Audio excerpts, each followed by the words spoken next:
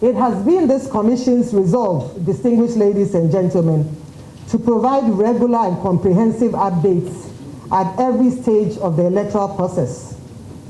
Therefore, having completed the process of receiving, reviewing, and scrutinizing the nomination forms and documents from presidential and aspirants, allow me to update you accordingly. As you may be aware, to enhance and ensure a transparent, credible, fair, peaceful, and yet accountable electoral process and election in December 2020, the Commission continues to develop innovations to ensure that we carry our citizens along in all our processes.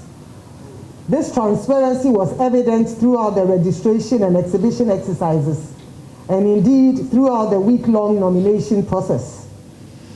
As a Commission, we intend to be open and transparent in all our processes and keep you, our distinguished citizens, informed in a timely manner as we inch towards the December 2020 election. This year, the Commission made the nomination forms to aspiring presidential and parliamentary candidates available online. This helped ease the burden of traveling to the Commission to pick up forms and eliminated overcrowding at the Commission's offices throughout the country, thereby curbing the spread of the COVID-19 virus. The Commission also developed a detailed checklist that embodied the criteria to be satisfied by presidential candidates as prescribed by law. This template guided the scoring and awarding of marks by teams established by the Commission to review all nomination forms submitted. Moreover, 4 months in advance, nomination forms were made available on our website, and each political party or designated representative was provided with a unique code to access the nomination forms. This eliminated the incidence of different candidates of the same political party filing nominations for the same position. This year, the Commission set up 2 teams which were tasked to review the nomination forms submitted. The technical team scrutinized the forms submitted to ensure that aspirants satisfied the qualifications as set out in law, such as the age requirements and the fulfillment of tax obligations, amongst others. The IT team also reviewed and scrutinized the forms to ensure that the candidates and their supporters were indeed registered voters on our register. We are confident that both teams have been thorough and yet fair in their work. Yet another welcome innovation was the 5-day period provided for the filing process, as opposed to the 2 days provided in previous nomination processes. This allowed enough time for aspirants to correct any errors identified in their forms. All in all, these innovations helped eliminate the confusion and tension that characterized previous nomination processes. As noted in our last Let the Citizen Know encounter, 17 presidential aspirants filed their nominations to contest the December 7th presidential election. The Commission is happy to note that for the first time in our nation's history, 3 women put themselves up for nomination for the position of presidential candidate. This is a testament to the growth of our democratic space. Now to the reasons why we are here. At the end of a thorough review process, I have the honor to present to you the presidential candidates who have qualified to contest the 2020 presidential election. And we will name them in the order of the filing and not in any other order, but in the order in which they filed their nominations with the Electoral Commission. Mr. Alfred Kwame Asiedu Walker. The IT team found that there were no issues with the voter ID cards submitted where he was concerned and where his supporters were concerned. The team noted a number of technical issues in the sense that one person supported both the Abuakwa North and Birim North districts.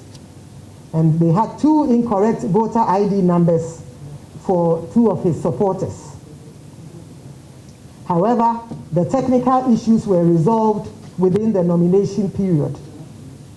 The candidate has therefore been adjudged responsive to the nomination requirements and has been cleared to contest the 2020 presidential election. The second candidate who presented his nomination forms was His Excellency President Nana Addo Dankwa Akufo-Addo.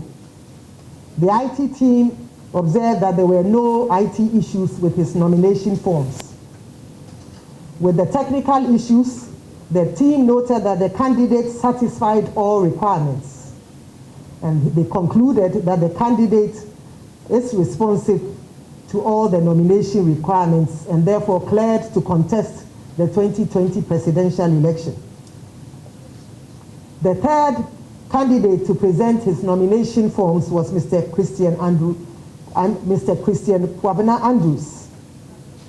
There were no IT issues with his forms. However, it was noted that 2 supporters endorsed the form twice for the same districts. The technical issues were, however, resolved within the nomination period, and the teams concluded that the candidate was therefore responsive to the nomination requirements. Mr. Christian Andrews has been cleared to contest for the 2020 presidential election. The fourth candidate to present her nomination forms was Ms. Bridget Aikosua Jibonuku.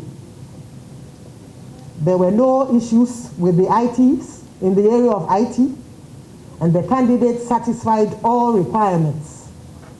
The candidate has been adjudged responsive to the nomination requirements and cleared to contest the 2020 presidential election.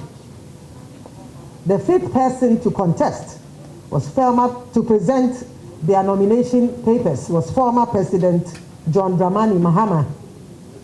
There were no IT issues discovered, and the candidate satisfied all requirements under the technical section. The candidate has therefore been adjudged responsive to nomination requirements and cleared to contest the 2020 presidential election. The sixth first candidate to present nomination forms to the commission was Madam Ekuya Donko. She had no IT issues. However, the team noted that there were a number of the ID cards were repeated, and she was informed about this. And this affected districts in Boku, Esutufi South, Hohoi, and Mion. However, the technical issues were resolved during the nomination period, and the candidate has therefore been adjudged responsive to the nomination requirements. She has therefore been cleared to contest the 2020 presidential election. Madam Nana Kunedu Ajiman Rawlings was the seventh candidate to file nomination papers with the commission. There were no IT issues discovered. However, 4 of the supporters were found not to be registered voters in the district that they signed for. The technical issues were, however, resolved within the nomination period, and the candidate has been adjudged responsive to the nomination requirements and cleared to contest the 2020 presidential election. The 8th candidate to present his nomination forms to the commission was Mr. Kofi Kranting. There were no IT issues with his nomination forms. However, the technical team noticed that 19 persons who had allegedly supported the CPP candidate had also supported Mr. Kofi Kranting. A further check revealed that these persons had not endorsed the candidate. Indeed, the CPP wrote to the commission about the issue, indicating that these persons were executives of their party. The technical team found that the signatures of these 19 persons were fake, and the matter was referred to the CID department of the Ghana Police Service. The CID did confirm that these signatures were fake. The candidate has therefore been disqualified, and the commission would forward this issue to the police for further action. The ninth candidate to file his nomination with the commission was Mr. Hassan Ayarega. The team found that there were no IT issues with his nomination form. The candidate satisfied all technical requirements and has therefore been adjudged responsive to contest the 2020 presidential election. The 10th person to file his nomination forms with the commission was Mr. Ivor Kwabena Greenstreet. There were no IT issues with the candidate's nomination forms. However, 19 of the candidate's supporters also endorsed the candidature of Mr. Kofi Kranting. The CPP has written to the commission about the issue and presented their party's executive photo album to confirm that the said supporters are CPP candidates. The candidate has therefore been cleared to contest the 2020 presidential election. Mr. Henry Herbert Lartey was the 11th person to present his nomination forms to the commission. There were no IT issues, and the candidate satisfied all requirements and has therefore been adjudged responsive to the nomination requirements and cleared to contest the 2020 presidential election. Mr. Kofi Gane was the 12th person to file his nominations with the commission. There were no IT issues. However, the technical team found that a number of the signatures of many supporters followed the same pattern. And the signatures were referred to the CID division of the Ghana Police Service. And the police has confirmed that indeed a good number of the signatures were fake. The candidate has therefore been disqualified and will therefore not contest the 2020 presidential election. Mr. Akwesi Odike was the 13th person to file his nominations with the commission. There were no IT issues. However, the technical team noticed that the handwritings were similar and the signatures were also similar and referred the matter to the CID division of the Ghana Police Service. The CID division confirmed that indeed a number of the signatures were fake, and the candidate has therefore been disqualified and will not contest in the 2020 presidential election. Mr. Kwesi Busumbru of the PAP was the 14th person to file his nomination forms with the commission. There were no IT issues. However, the candidate failed to provide supporters for some districts in the Greater Accra region and had incomplete data for a number of his supporters. Indeed, some of the supporters were not registered voters in the area of authority of the district assembly to which they endorsed his candidature, and there are a good number of them. The technical team also noted that the same persons, although they had endorsed for him on the 4 separate forms, had different signatures. And what this means is that if you look at the forms, there were 4 forms, and so if you have a person called Amasewa, her signature appeared on the 4 forms, his signatures appearing on the 4 forms were different. And this was in the case of Ashanti and Northeast regions. This was referred to the CID division of the Ghana Police Service, and they noted that the signatures were fake. And he has been disqualified from participating and contesting in the 2020 presidential election. The 15th candidate to present his nomination forms to the commission was Mr. Ajeni Mbwating. There were no IT issues with his form.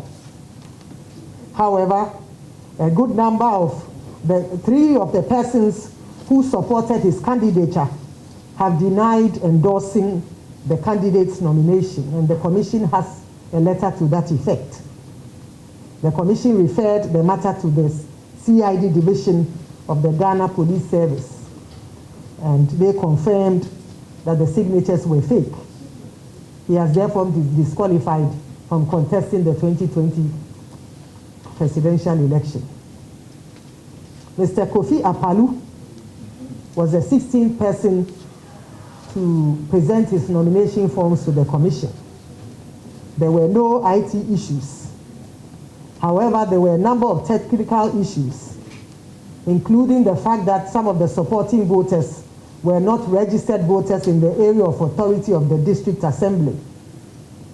However, the candidate resolved the technical issues within the nomination period and has therefore been cleared to contest the 2020 presidential election. Mr. David Apesara was the 17th candidate to present his nomination forms to the Commission. There were no IT issues. The Commission noticed that some supporting voters were not registered voters in the area of authority of the District Assembly for which they endorsed his candidature. The candidate, however, resolved the technical issues within the nomination period, and he has been cleared to contest the 2020 presidential election. Distinguished ladies and gentlemen, these are your presidential candidates for the 2020 presidential election.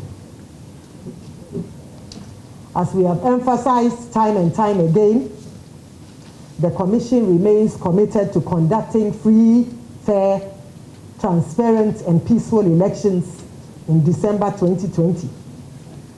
We entreat you, our distinguished citizens, to disregard any allegations of rigging and assertions of a flawed electoral process and election by any individual or section of our society. The transparency of our processes should give confidence to the citizenry that the Electoral Commission cannot rig an election. Indeed, for the benefit of those who are not informed about our processes, every aspect of our electoral process is monitored by the political parties. Right from registration to the election day, our political parties police and monitor all our processes. And here, I kindly crave your indulgence to summarize briefly our processes. We gazette, as you may be aware, all our registration, exhibition, and polling centers are gazetted by the Electoral Commission before any activity can take place. This means that the Electoral Commission cannot set up a registration, exhibition, or polling center in a place other than the places that appear in the Gazette. The Gazette is made available to all the political parties, and therefore in every space and location where the EC sets up a registration, exhibition, or polling center, the political parties have adequate and timely information on all those locations before any activity can take place. When we come to the registration, the EC is enjoined by law to provide political parties with a 21-day notice period of such an activity. This enables the political parties to assemble their agents to every registration center. Indeed, during the just ended registration exercise, the political party agents at the start of the day were allowed to inspect the registration kits that were used. And the kit has on its frontage the date and the time and the number of persons who had registered. And at the start of the day, it shows 0. During the course of the day, political parties monitor the comings and goings of applicants and in actual fact document this on their own. Additionally, our machines generate a printout, a daily report indicating the number of persons who have registered at the end of each and every day. And this is done across all polling stations in the country. Therefore, any political party that means business can on its own set up a collation system nationwide to collect and collate all registered voters across the country on a daily basis. This shows the transparency of our processes, and it makes it impossible for the EC to add on to the number of persons who have registered or to take away from the number of persons who have registered. When it comes to the exhibition, the EC is enjoined by law to provide the political parties with a provisional voters register. This enables them to cross-check the number of persons who they tallied during the registration with the number of persons who are on the provisional register. And it provides for transparency and accountability in the process. And parties can then raise issues where they find gaps and receive explanations from the EC. It is important to highlight that when the register is completed, the political parties are again given final copies of the voters' register. And again, this allows them to monitor polling station by polling station, district by district, region by region, to cross-check with what took place on election day. They are also given copies of the multiples list and the exceptions list. Therefore, if in a particular polling station you had 100 people registered, however, 3 of them may have engaged in multiple registration and their names are not on the register, you can cross-check with your multiples list and you find their names there, and it enables you to do an adequate tally. When it comes to printing of the ballots, the Commission develops a schedule indicating all printing houses to be printing the register and the regions and districts that they will be, whose registers they will be printing. This schedule is provided to the political parties, and they work with us. They police the process from day one to the end. They have their agents running shifts to ensure that everything is done in an orderly manner. Again, we provide political parties with the ballot statistics to enable them verify, and therefore you know exactly the number of ballots that are to be sent to every polling station across the country. And the EC cannot add one more ballot or take away a ballot from it. This is the transparency of our processes. The ballots, before they are sent to the police armories, are sealed in the presence of the political parties, and they are provided with a seal number. And so on election day, if they discover that a seal is broken, it raises concern, and parties are free to challenge that. And so you have to seal each ballot before they are sent to the armories. And the seal numbers are provided to the political parties, who in turn send those numbers to their agents at the various districts who are policing the armories. It is important to emphasize that the Commission does not send the ballots to the armories on its own. Indeed, that schedule is also provided to the parties, and their agents accompany the ballots with the security agencies and our staff all the way to the police armory. And those ballots are policed from the day they arrive there to the election day. On election day, for the benefit of those who do not know, our processes are open, they are transparent, and they are conducted in broad daylight. For the benefit of those who do not know, no polling center is set up indoors. Everything is outside and is open for every interested citizen to observe from a distance. Of course, the polling stations have the party agents to monitor and police the activities from the beginning to the end. Every party agent sits with our staff during the polling day from beginning to the end and take a tally of everything that happens. Of course, the ballots are inspected before they are opened to ensure that the seals are intact, and voting, as I mentioned, is done in the open. Counting, as we all know, is done in the full glare of party agents, the media, and the interested public. Indeed, before I became the chairperson of the commission, I observed many processes as an observer or as an innocent, interested bystander. And we all know what happens. The ballots are poured out in the full glare of the general public, and they are opened in the full glare of the general public and displayed. And they call it out, whichever party. They show 1, 2 in the public. So it's not in anybody. The counting is done openly. And it's done openly and is heard out. They speak it out for everybody to tabulate. And therefore, any interested bystander can have a record of who won and the results at any and every polling station. Once that is done, the results are then documented on the pink sheets and signed by the party agents. These results are then posted at the polling station, and every single Ghanaian can go there, and with a snap of their telephones, they can take a picture of it.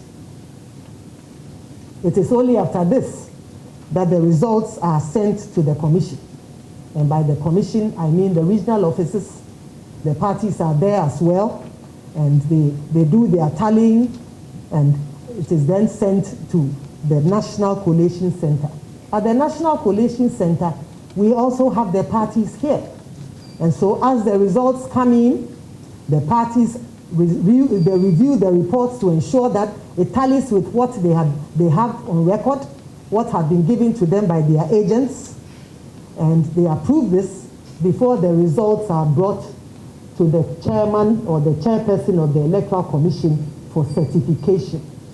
It is only after their review, after this thorough process, that the results are brought. And for those of you who have observed many processes, you know that when the results are trickling in from the regions, we have party agents there who review the results to cross-check and to make sure that indeed this is what happened on the field.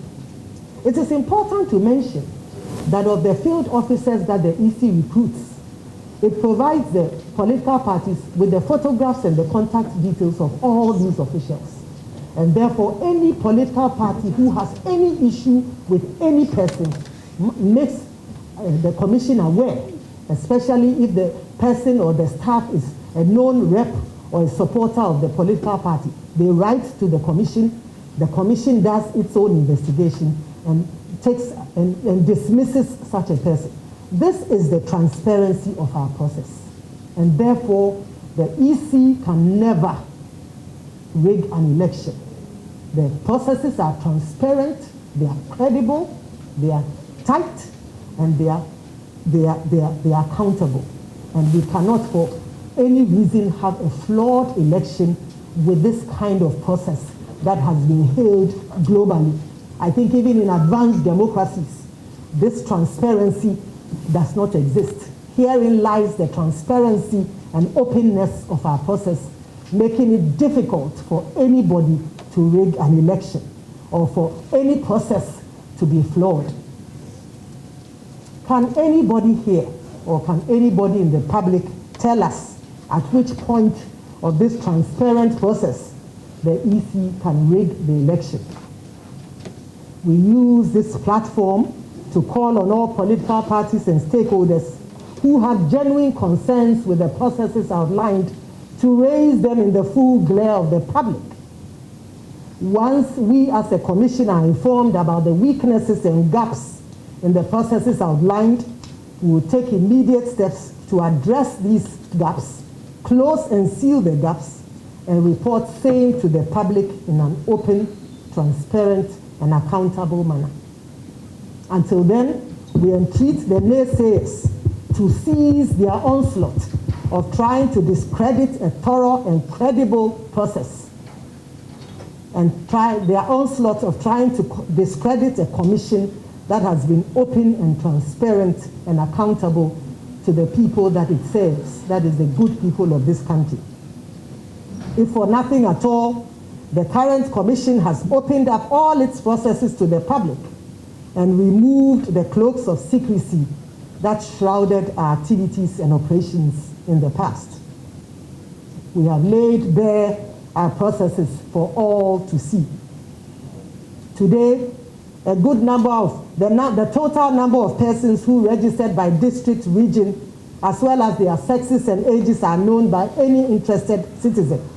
This is not a secret. The challenges we encountered during the exhibition exercise were discussed openly by the Commission, solved in a timely manner, and reported upon promptly. Constituencies such as Ashiaman, which had some gaps in data, all have their issues resolved. Indeed, just last week, we opened our doors to enable citizens observe the filing of nominations by aspiring presidential candidates. Through our media partners, we have brought our processes and operations to every home. We have been transparent in our dealings, and we intend to remain so. As we head towards the 7th December election, we urge all of you, our distinguished citizens, to work with us to strengthen and uphold the integrity of our systems and the Commission as a whole. Our doors remain open, and we assure our stakeholders that we are receptive to constructive feedback and advice. Indeed, the feedback and advice received from well-meaning Ghanaians has helped to enrich our work and enabled us to serve you better.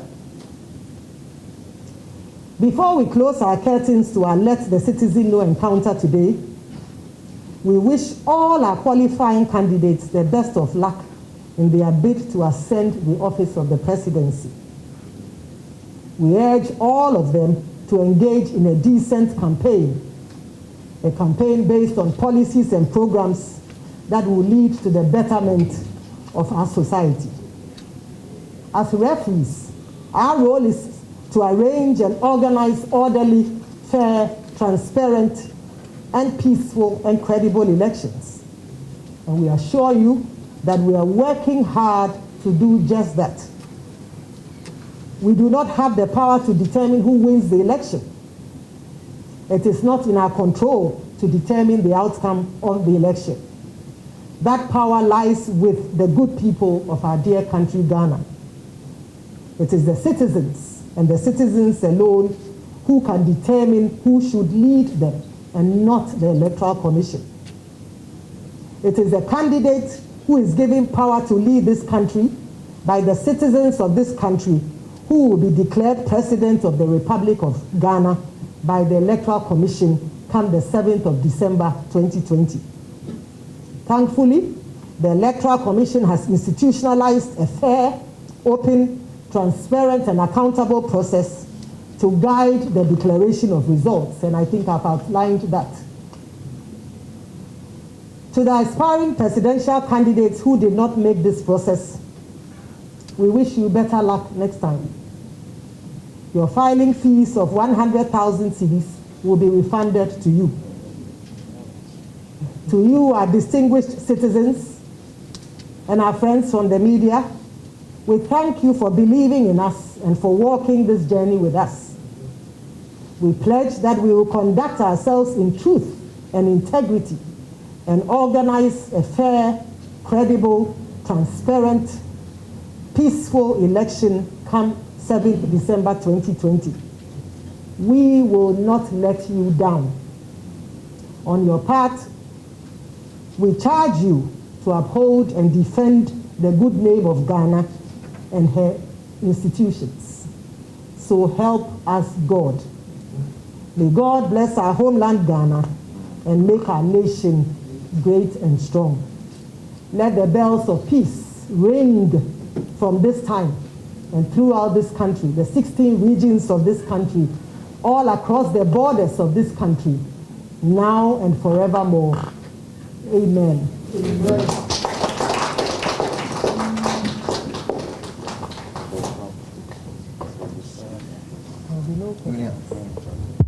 Thank you very much, Madam Chair. No questions. For the comprehensive, so I'm laying emphasis on the comprehensive explanation of the electoral process from the compilation of the names of registered voters through to the declaration of results. She has said it all. Madam Chair, we are grateful. Thank you very much. At this juncture, we will bring the curtain down. It's quite late and you need to file your stories. So would like to say the closing prayer Our doors are still open anyway, but you need to file your stories. I know how you operate, so I know you know what I'm talking about. Thank you very much for coming over to cover this event. Let the citizen know.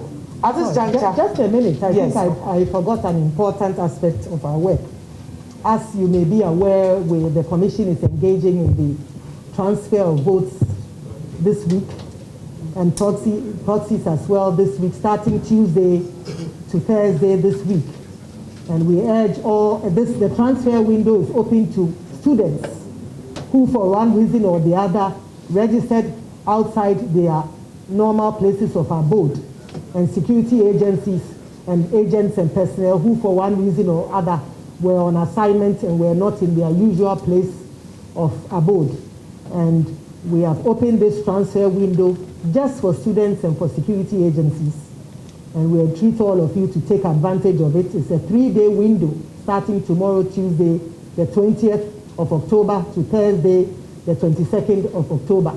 We also entreat those who will not be in the country to take advantage of the proxy window during this time. And we ask that they visit our district offices and they go through the processes to ensure that they are on time. So please note that it's on Tuesday, the 20th of October to Thursday, the 22nd of October, and we entreat all of you to take advantage if you so wish. Thank you very much. Thank you very much, Madam Chair. I think she needs a round of applause. Oh, thank you very much.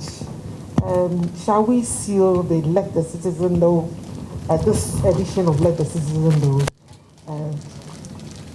by respectfully calling on our regular pastor for our presence, Dr. Srivope. Thank you.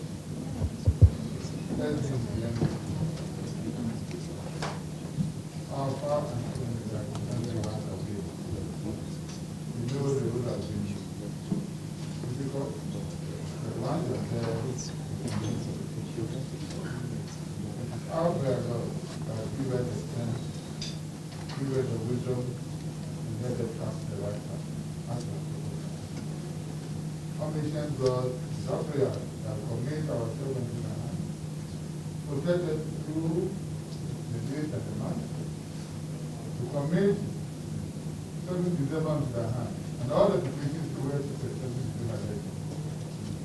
With our resolve, we will make the election the best in the annals of the country. We know we cannot do that without your support. Alpha and Omega, take absolute control of all stakeholders. Lord, take control of the person. Let us all tune our minds and dedicate our lives and strategies and plans towards successful election. Let it not be said that because of election, anybody lost a string of the head. Let it not be said that because of election, anybody had a problem. Take control over us and protect us and grant us peace. At the end of the day, Lord, we will succeed and we will say, you have done it again because you are fond of doing it. And know with you all things are possible. Take absolute control over us. Protect us in our going out and coming in. And even our houses, our offices, our external families and relations. Protect all of us. And let us all dedicate ourselves to the cause of mankind. Let us all be patriotic enough to sing the King of Ghana. We know you are in control. We are the treasurer. Thank you very much, Dr. Shiro. Now we please gather while